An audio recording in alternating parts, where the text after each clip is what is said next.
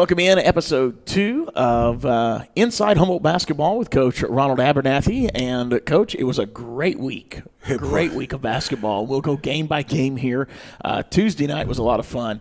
I came in a little bit later. I stayed for a quarter or two of girls, had to run somewhere, and then came back and saw where the boys were trailing when I got here. It was just coming into the third quarter. I think we maybe a minute into the third, and we were down by 12. What was the difference in the first and second halves? Because I missed the entire first half. Well, I think in the first half we just got off to a slow start, which we perennially do.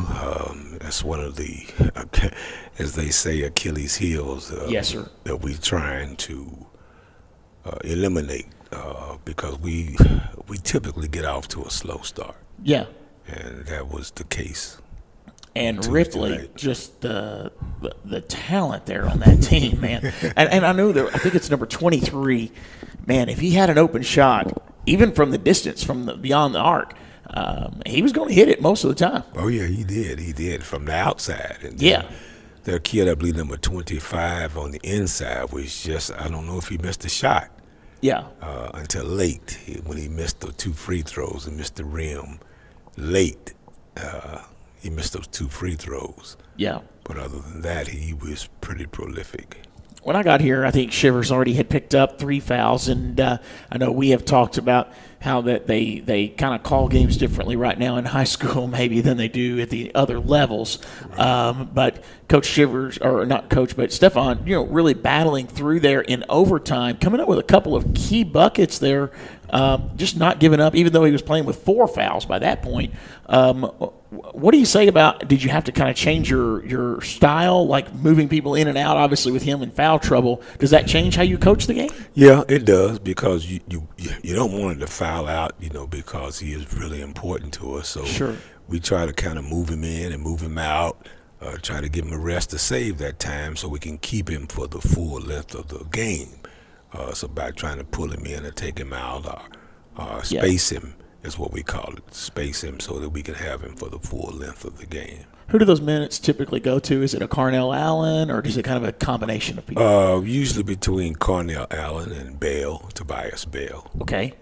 Yeah, I could see that. And, he really battled through, but your player of the game, no doubt, hands down, was Fred Moore. I mean, 33 points, multiple rebounds, assists. I think he had 15 rebounds. Unreal. Yes. I mean, you know that senior leadership is going to be there. All right. I mean, a real performance, as I had said the last time we had talked, Yeah. Fred has really come a long ways, and he's done a great job, a tremendous job of working and trying to be physical, trying to increase his stamina, and he's done a great job. Fred again has great footwork. Yeah. Pump faking and moving from left to right, and then, like I said, he has an advantage because he's left-handed. Yeah. As he's moving and he's pump faking, as he's using the pivot foot and not moving it, then you expect most players with a right hand go with right, but here comes Fred with the left, which gives him an advantage. You claw back in. You felt like maybe you could have won that in regulation, but we had to go back into overtime, and in overtime outscoring Ripley 6-4. Just a major defensive battle in that final 4 to 6 minutes. Yeah, it was, and of course, we stepped up our defense. Yes, and was able to intensify it more in order for us to get that win. Overtime on a Tuesday night in Thomas Rick Boykin Gymnasium feels like a Friday night in most football gymnasiums. Oh, it was great atmosphere, great crowd, great atmosphere, great energy. Yeah, it was unreal. I was looking at, Fred Moore and Jeffrey Patterson combined for 18 of Humboldt's 21 second quarter points. Right. That's unreal. Yeah. I mean, just to see that. And Jeffrey Patterson's kind of one of those, sometimes you forget about him because you've got the Fred Moore and you got the Stefan Shivers. But Jeffrey Patterson and Kendrick Taylor both, they bring a lot to this team, don't they? Well, they do. I mean, of course, Jeffrey's our point guard, and our expectations for him are really high. Sure. And as our point guard, because as your head goes, most of the time your team goes. And so our expectations for him are really, really high. And with Kendrick Taylor, we get that extra. Yes. We get that extra. We get that third person besides Fred and besides Stefan. We get Kendrick, who contributes to a great deal. So finishing the night, obviously we mentioned earlier, Fred Moore, 33 points. You have Patterson adding 23 points. Taylor had 13 points. Going on into Saturday's game, now that's a different feel as it is anyways. You're used to being here on a Friday, and then it's a Saturday night. How was the crowd Saturday night, first off? Great. Really? Because the crowd was great. It was actually probably a little more fuller than Tuesday night. Okay. Great crowd. Again, great enthusiasm. If I'm not mistaken, we probably led from start to finish, I believe. Yeah. Which was a little different atmospheric-wise, but great crowd. You started out a little faster as well. We talked about being slow, but I see you put up 15 in the first quarter. We did. We actually started out faster. Yeah. Saturday night, and then was able to kind of maintain. So you say we won. You think we led from start to finish? That's good to see. This team responded something like that, because some teams, it's almost like they have to get behind to win a game. Right. But it's good to see this team's able to get ahead and stay ahead. It seemed like we didn't never let our foot off the gas. No, and again that's our expectation. Is what we look for is to start a game and to finish it and complete it. Like I said, which has normally not been our pattern, but in the course of a year, there are going to be so many different types of situations and circumstances, and what our goal is to be able to meet the call. Sure. Whether we start fast or whether we start slow, or whether we're having a good night shooting-wise or whether we're not, to be able to win the game irregardless. Crockett County tried to surge a little bit in the fourth quarter, putting up 21 points. Normally this Viking defense doesn't give up 21 points in a quarter like that. What do you attribute that to? Was it just desperation on their part and getting hot at the right time? Well, I think it was desperation on their part, because they'd been down the whole game, and of course, everybody knows if you get hot, you can throw up anything. And I think late they made some great shots late. That normally wouldn't be made. And, of course, they didn't give up. They didn't quit. And, of course, we didn't either. That's right. And we continued to fight, and we continued to maintain. Final score 70-59 in favor of the Vikings. Shivers led the way this time with 18 points. Taylor and Moore each contributing 15 points. And then again, Patterson, 13 points there. We've got an exciting week ahead, and we're going to be talking about that here in just a moment. Right after this break, we're going to talk about the games that are coming up this week. It's going to be some tough competition and some new territory for Coach Ab, playing some teams that I don't think we've played before. And this is going to be fun. We'll talk a little bit more about that right after this. Are you looking for a job in manufacturing or maintenance? Look no further than West Rock, located at 1720 North 9th Avenue in Humboldt, Tennessee. West Rock is not only proud to support the Humboldt Vikings, but they are also actively hiring. What's even better is there is no mandatory weekend overtime.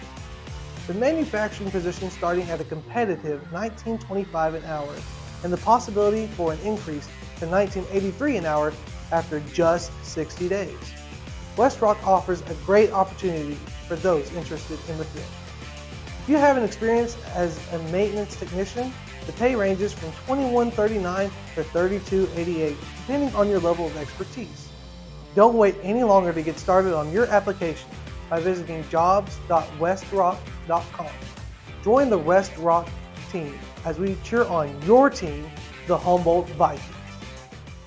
Nothing brings community together quite like a sporting event. Security Bank and Trust Company is committed to supporting our local sports teams because we know how important it is to be part of a great team. This is Deanne McEwen at Security Bank and Trust Company. When you team up with us, you are fostering the competitive spirit of our local athletes. Want to be part of our team? Join our amazing banking community.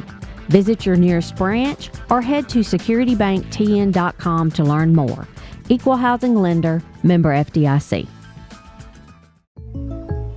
Jake from State Farm. It's tough trying to make it as a streamer. Hey, you've got this. Remember, State Farm is there to support you. Besides, I think I know a guy. You want to make it big, kid? Timmy Tenders knows how. Let's do this, Gramps. I'm only 33. Give me a Y, give me a space bar, give me a space bar, give me a mouse touch, give me a mouse touch. Ah. Now talk to Chad. Who's Chad? Chad. Where's Chad? Like a good neighbor, State Farm is there. Who is the table for? It's not just where some serve while others sit. The table is where we make decisions, where we shape the future, where we engage each other on equal ground. If we're going to feed the world, it will take all of us. Every voice, every point of view, everyone at the table.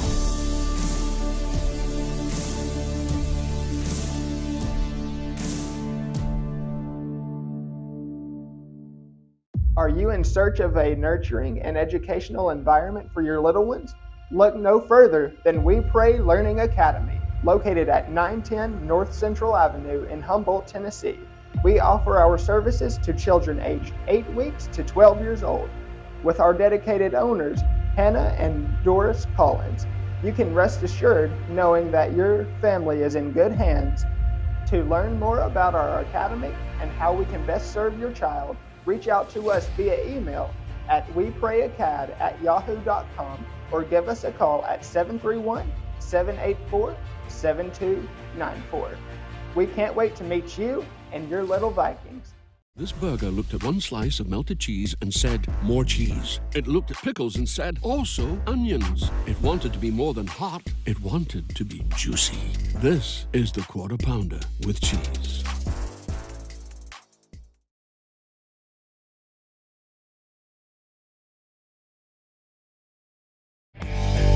Hey Vikings fans, this is Ted Martin, former Humboldt Vikings quarterback and class of '93 graduate.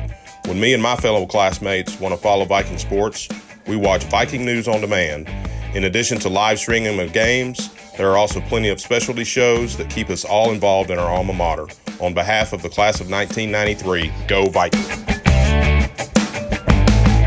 Sport builds us up. It strengthens our bodies. It strengthens our resolve. Sport teaches us lessons of grace or humility or humanity, and that we're far more powerful together. Winning the hour or winning the year or winning our lives. We're winning our way. Because while a season is short, fierce is forever.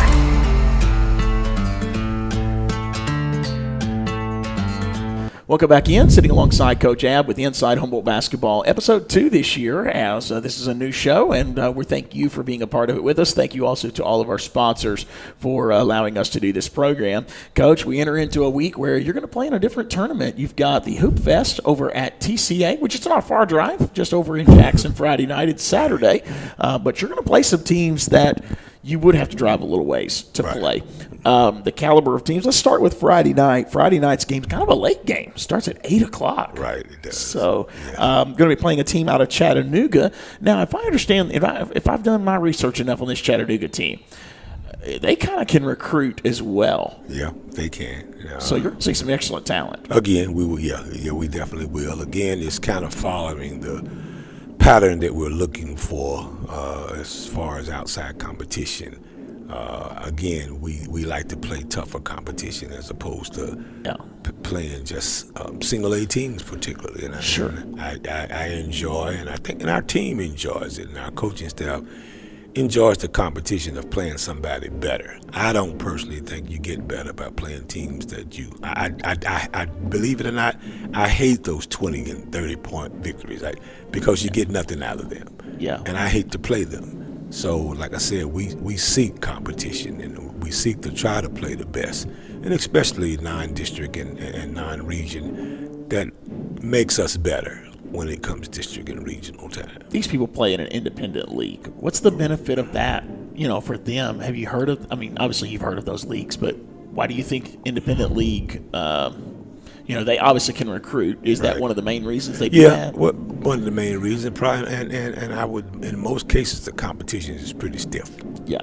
Okay, because they are able to kind of do what they want to do and recruit who they want to recruit and play who they want to play.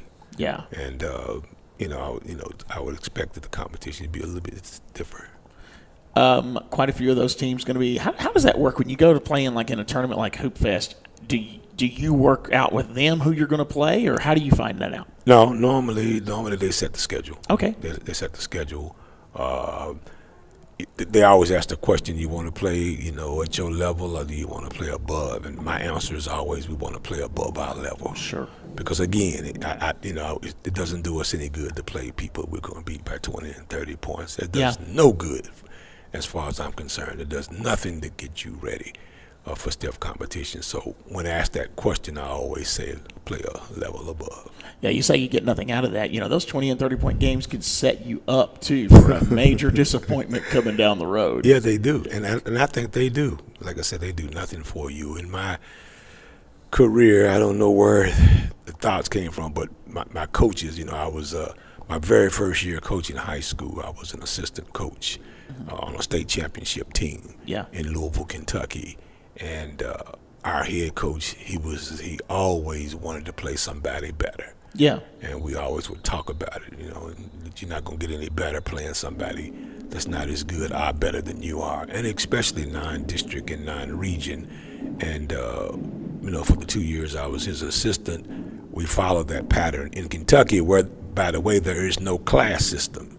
Oh, so pretty much you play any and everybody. You just want to play the best teams, and he did that, and I learned from him. That the stiffer the competition is earlier, the better you will be later. You're playing Hamilton Heights on Friday night at 8 o'clock, and then you turn around the next day, and you're playing somebody out of Murfreesboro, Rockville. Right. And I was talking to Coach Ingram earlier, and I did not know this till today. His brother is one of the coaches. He's the head coach. He's the head coach of Rockville. Right, yes, it is. That's neat. That's interesting. Yes, Imagine, I haven't seen necessarily because I know junior high and some of those other things are still going on. Do we expect to see Coach Ingram on the sidelines this weekend? Or? Yeah, we do. But actually this weekend let me see here, we expect to see a full staff. I believe we expect to see a full staff, maybe minus one. Okay. Yeah. I know junior high plays, let's see, they play tonight and also Thursday night. So they play tonight at Lake County and Thursday night at Jackson, JCT. Yeah. And they're having a great season. I know it's been up and down some, which you have that with kids, but it was good to see them get back to their winning way. And we have we have a lot of seventh graders. Yes, we do. Which they are new. Okay. They're new to our program, and it is a challenge just to watch them kind of conform to what we ask of them. Sure. And of course, that's our major job with them, is to get them to buy into our system and buy into what we're trying to do. Rockville, what do you expect out of them? I know we've said Hamilton Heights, a lot of recruiting, pretty high talent. Rockville going to be pretty much the same? Yeah, I would think so. Okay. I would think so. We're expecting that to be the same. Yeah. Yeah. You went to Memphis a couple weeks ago and could have snatched one of those games. I mean, we were right there. I know you say nothing good can come out of a 20 or 30-point loss, but I say you benefit no matter what happens. If nothing else, you get humbled. If you get beat real bad, you get humbled by that. But if you snatch a game away, it can be a confidence builder for these kids. Oh, it is. And, I attribute to the fact that our center did not play. We lost by 12, and Stephon Shivers averages 12.3 points a game. Yeah. So we could have won that game against MUS. Wow. Wow. And then we'll see kind of what happens here as, you played Cockett County this last week. You come out of this tough stretch again, and you go to the Cavaliers, and you play them one more time before the season's over. Yeah, so, we do. Well, actually, both Crockett and to Ripley. Oh, that's right. Yeah, we go to Ripley, too. That's right. So it's kind of like the week just reverses on us. Yes. Fantastic. What do you see coming out of that? Obviously, this week you got 2 wins versus the week before where we lost 3 times. You lost Sacred Heart. You lost 2 games in Memphis. Good to see them respond this week, obviously, with 2 wins. But how do they build off of that going into another week of going to be? They know it's going to be tough competition. Well, again, that's a mindset. Yeah, it's a mindset, and we think we have the kind of program that can compete with anyone, even though we are single A. If you follow basketball, if you have any knowledge of what we're doing, you can see the fruits of what we're trying to do. You can see that. Sure. Like I said, we had a tough week in Memphis, but we competed. That's right. And then we were able to come this week, on a little bit more, not so necessarily on our level, but just the level dropped a little bit, and we were able to compete. Yeah. And it's the same thing we'll look for this weekend. I know we've talked about it before, the lack of home games this season. Do you think that really – I would wonder if that wouldn't necessarily benefit us. Obviously, you want to play in front of a home crowd, but you don't have a home crowd when you go to Murfreesboro. You don't have a home crowd when it starts mattering. Right. So does that help prepare these kids, you think? Yes, it does. I think it does. Even though you prefer to play at home, sure, but it does. It has its great benefits of playing on the road because really, sometimes it seems to be the teams that become more focused when they're on the road. At home, you have so many distractions during the course of the day. And it's funny because these are kids, and they do some crazy stuff during the daytime. Yeah, they got to go to the barbershop. They eat crazy food. My! They don't get any rest. They're all over the place. And when at least when we are going on the road, we take there. It's an hour or two process where hour bus ride or more. By the time you get to the gym, it's another hour or two before you play. So they have the time to settle in. At home, it's just like running all day long and then running to the game and then getting dressed and then finally settling down. What time do players have to be here for a home game? For our home game, 6 o'clock. 6 o'clock. Which is the start of the girls' game. Yeah. We like to support the girls. I knew Saturday was a little different. I ran into some players out at Walmart Saturday, and I told my wife, I was like, I wonder what time they have to actually be there, because I think he was actually still working, pushing buggies out there. And matter of fact, he asked me when I was going to be releasing the pictures I took the other night. They like to see that on social media. So I told him, I was like, I'm going to try to get them released very soon. But I wondered what time they had to be there. Yeah, at 6 o'clock. And then I think at like halftime of the girls' game or something, it's kind of like a routine where they go to another part of the school. Yeah, we actually warm up, do our calisthenics and agility drills to warm up before we hit the court. Nice.